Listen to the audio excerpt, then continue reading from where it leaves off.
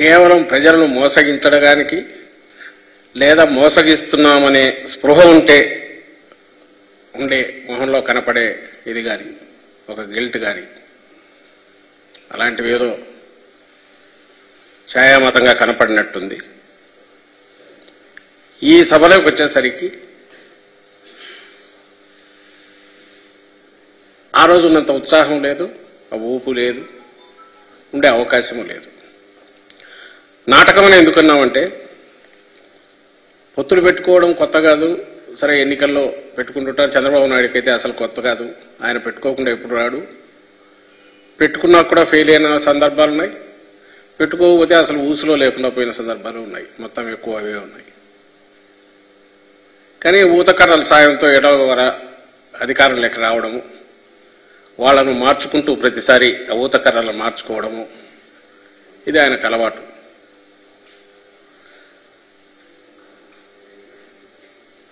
అలాగే ఎన్నికలు వచ్చినప్పుడు పొత్తులు పెట్టుకోవడము, ఆ ఫ్రంట్ కానీ ఆ కూటమి కానీ ఏదైనా హామీలు ఇచ్చి ఆ హామీలతో ప్రజలను ఆకట్టుకోవడానికి, ఓటర్లను ఆకట్టుకోవడానికి ప్రయత్నం చేయడం కూడా సహజమే.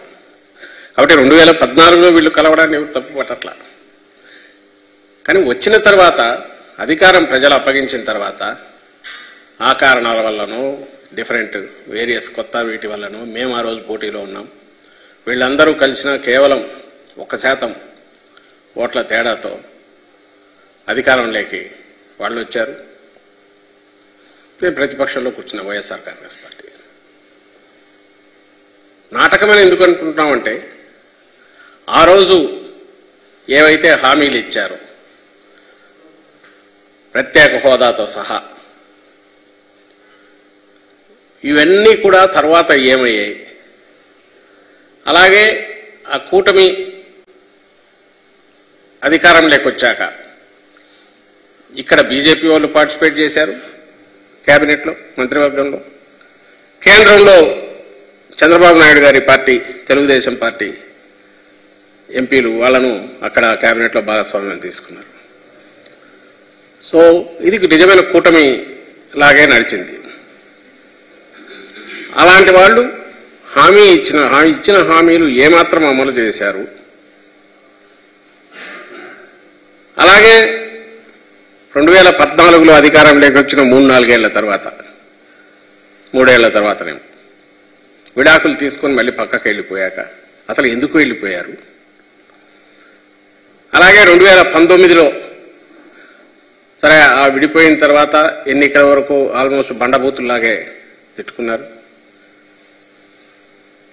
పవన్ కళ్యాణ్ కేంద్రం వాళ్ళు ఏదో పాచిపోయినట్లని ఆయన అన్నాడు.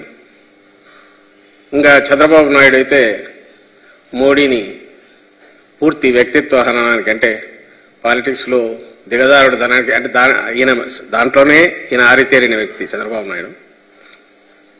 క్యారెక్టర్ అసాసినేషన్లో ఆయన కానీ, ఆయన సపోర్ట్ చేసే మీడియా కానీ, ఆ ముఠా మొత్తం ఏకంగా మోడీ మీదనే బాణాలు ఎక్కువ పెట్టి ఏమేమి మాట్లాడారో ఇప్పుడు కూడా సోషల్ మీడియాలో బాగా సర్క్యులేట్ అవుతూనే ఉన్నాయి.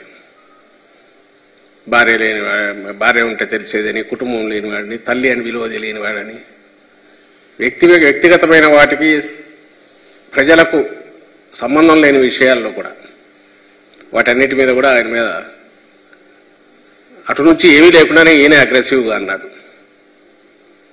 చంద్రబాబు నాయుడు. అయిపోయింది.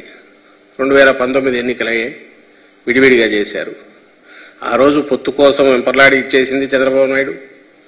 తర్వాత ఎప్పుడైతే యాంటీ ఇన్కంబెన్సీ ఓటు చీలాలనుకున్నప్పుడు 2019లో తన్నేసి బయటకు వచ్చేసి ఇండిపెండెంట్గా ఇచ్చేసింది చంద్రబాబు నాయుడు.